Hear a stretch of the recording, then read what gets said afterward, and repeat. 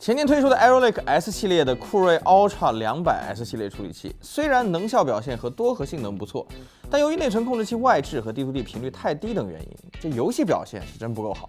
那英特尔呢，显然今年没有能够拿出全新一代的架构，所以呢，现在端上来的桌面级新品是 Ultra 200系列的 Refresh 版本，那就是酷睿 Ultra 200S Plus。那从整体的核心架构来看酷睿 Ultra 200S Plus 依然属于 Arrow Lake 家族。首发的两款新品分别是酷睿 Ultra 7 270K Plus 和 Ultra 5 250K Plus。那规格相比前代的 U7 和 U5 都有显著的提升。新的 U7 270K Plus 是和前代 U9 285K 看齐的8+16核满血核心规格 ，U5 250K Plus 呢则是6+12核的规格，规格上面都比前代多了4个1核。那它们明显规格是比前代高的。那与此同时呢，内存延伸支持从6400提升到了7200，对延迟影响比较大的 D2D 频率也从前代的2.1G 赫大幅提升到了3G 赫。那 NGO 频率和 Ring 频率呢也都有所提升那这个呢很明显就是为了增强游戏性能所做的优化。我们测试了同样搭配7200C34内存下 270K Plus 和 285K 分别的 P 核内存延迟曲线。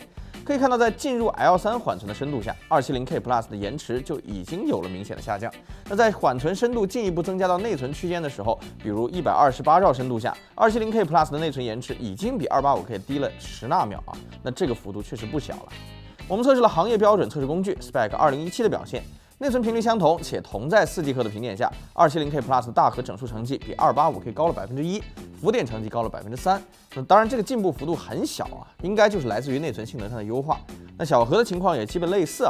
IPC 上呢和285K 也没啥区别，毕竟是同样的核心架构，这核心性能上也不可能有啥区别。那聊完了规格上的提升，跟我一起来看看它在实际场景当中的性能表现吧。这次我们选择的测试平台依然是来自 ROG 的 Z890 Apex。那作为 Z890 平台几乎是最强的一块主板那 ROG 的这块 Z890 Apex 不管是 CPU 还是内存超频能力都是顶级水平，绝对不会成为其他硬件的瓶颈。那与之搭配的呢是来自于 ROG 的龙神3 Extreme 水冷散热器，它搭配了3颗12030的风压扇，足以满足 Arrow Lake 平台的散热需求。显卡则是 ROG 5090D 夜神。内存方面呢，英特尔平台搭载了7200C34规格，那 AMD 呢我们用的是6000C28规格，都足以发挥 CPU 性能虽然 Ultra 200系列其实是比较容易跑到8000加的高频的，但是考虑到现在这个内存价格我觉得还是7200频率的内存更符合实际一点。那参与对比的 CPU 呢，包括新推出的 Ultra 7 270K Plus、Ultra 5 250K Plus 以及老款的 245K、265K、285K， 以及 AMD 的 960X、9700X、980X3D 和9950X 这一大堆 CPU那为了保证数据的准确性，那这些所有的测试数据全都是在过去的2周内测试的。AMD 平台开启了 PPO， 英特尔平台则安装了 IPPP 优化。它可以一次性安装好软件优化所需要的软件和驱动程序包括像 APO IBOT 等等。那关于英特尔这次在软件上的优化，那我已经看到其他 UP 主的视频呢，都讲了很多你可以去参考一下。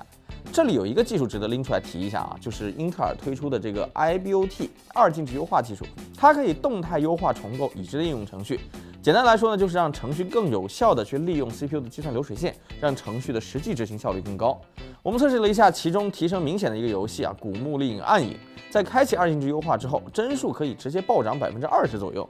当然，在大多数游戏里，这项技术并不会带来如此夸张的变化。但反正有优化总比没有好嘛。我从英特尔这边了解的情况是，英特尔还在努力和游戏厂商接触推动更多厂商支持 IBOT 优化。那也许软硬兼施确实是个未来可期的方案。那之前的 Ultra 200S 系列呢，在生产力上的性能表现并不差，但游戏表现就有点不尽人意了。那这次改善 D2D、NGO 和 Ring 屏的主要目的其实也是为了提升游戏性能。所以我们先从游戏性能开始看那为了拉开 CPU 之间的差距，这个部分我们统一采用 1080p 分辨率。竞技网游 CS2 使用低画质 ，PUBG 使用3极致画质，其他游戏均使用最高画质。那我们先来看几款吃 CPU 的单机游戏。在 CPU 压力巨大的2077狗镇测试场景当中，英特尔这边带来的叫做 IBOT 的二进制优化方案。开启之后呢，几款Ultra处理器在这里确实小幅战胜了 AMD 阵营的非 X3D 选手们，当然距离980X3D 还是有些差距的。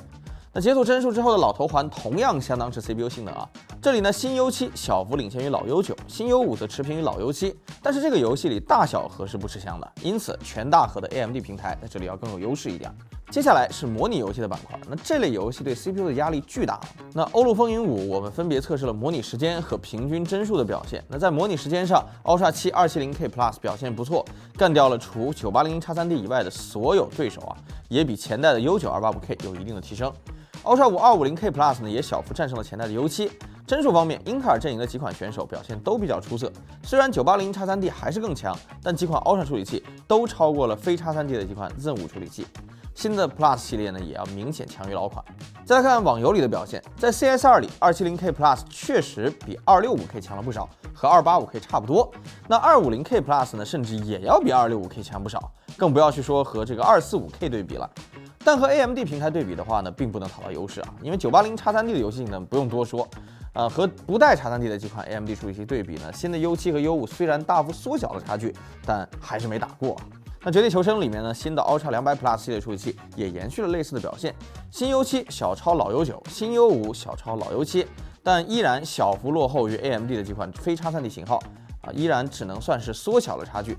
战地6里面呢，酷睿 Ultra 的表现就还不错，两款新的 Ultra 200 Plus 处理器小幅超越了非 X3D 的 AMD 处理器，而跨代提升依旧是新 U7 小幅超越老 U9，新 U5 小幅超越老 U7。那值得注意的是AMD 阵营单 CCD 的产品才更擅长游戏，9950X在这些游戏里面呢，几乎都没能干掉9700X。AMD 如果你纯打游戏，你还是得买单 CCD 的产品。最后我们还测试了一款二游，就是明日方舟周末地那在这里呢，新款的 U7 同样可以战胜老款的 U9，新 U5 则和老 U7 基本持平。Ultra 7 270K Plus 基本上和几款非 X3D 的 Zen 5性能接近，那其他几款 Ultra 200系列呢就稍微弱一些了。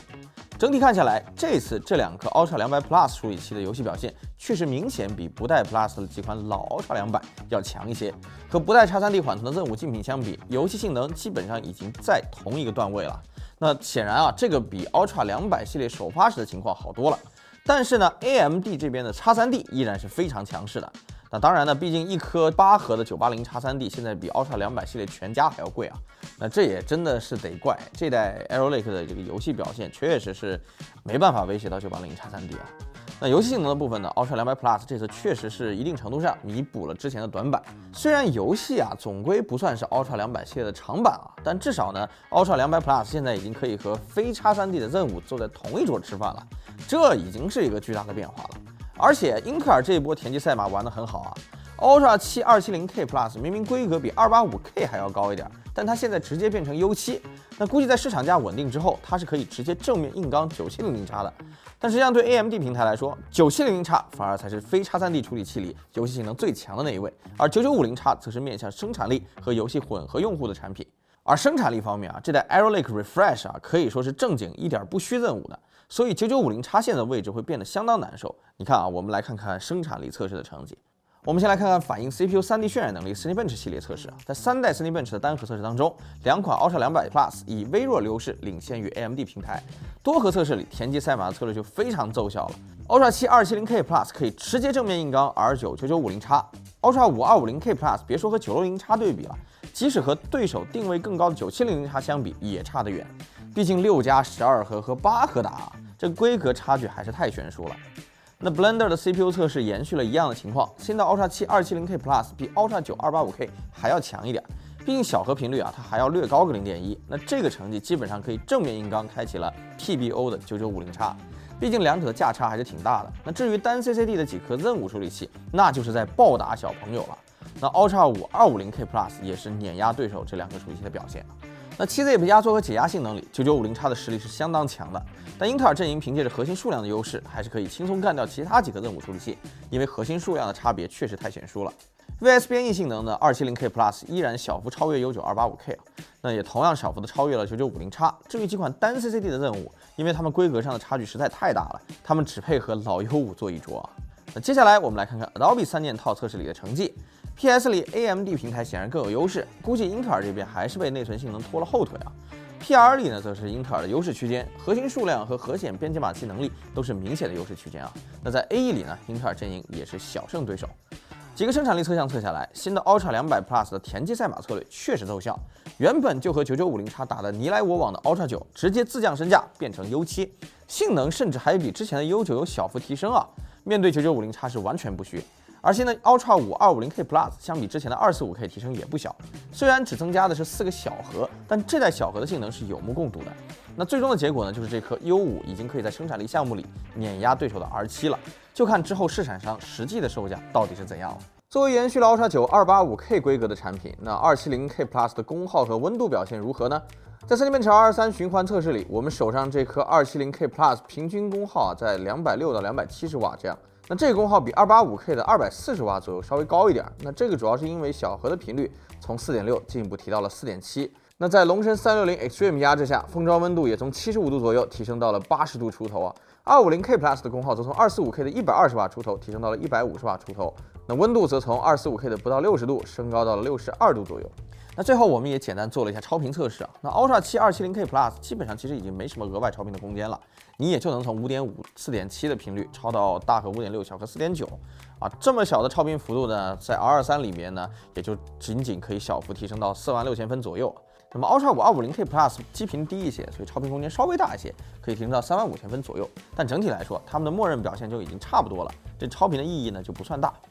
这次的测试做下来，再次印证了那句经典老话：没有不好的产品，只有不好的价格。24年底，我测完 Ultra 200系列之后，直呼无药可救。但我实在没想到，原本3000元价位的 Ultra 7 265KF， 如今的市场价只要1500到1600啊！甚至我们公司自己的后期剪辑电脑就都是基于 265K 搭建的。毕竟，当它和9700X 卖一个价位的时候，它的生产力性能实在是比单 CCD 的小朋友们强太多了。而这次的 Ultra 200 Plus 则把田忌赛马的策略演绎到了新的层次啊！满血产品直接从 U9 变成 U7， 用8+16核的满血规格直面对手单 CCD 的小朋友，加上弥补了一部分游戏性能上的短板啊！那目前 Ultra 7 270K Plus 的首发价在2400多块钱，这个价格是比现在的265K 要高一些的。那如果它能够下探到265K 目前的价位，那么它对于生产力和游戏混合用途的用户来说是一个非常好的选择。那所以我现在明白了 ，Ultra 200系列原来是有药可救的，这个降价就是这一剂良方啊！4000块的 U9 285K 只能说是无药可救，但是不到2000块的 Ultra 7 270K Plus 那就可以算是妙手回春了。好了，以上就是本期节目的全部内容。喜欢我们的节目，别忘了长按点赞键支持我们一下，也别忘了关注我们的频道。我们下期节目再见。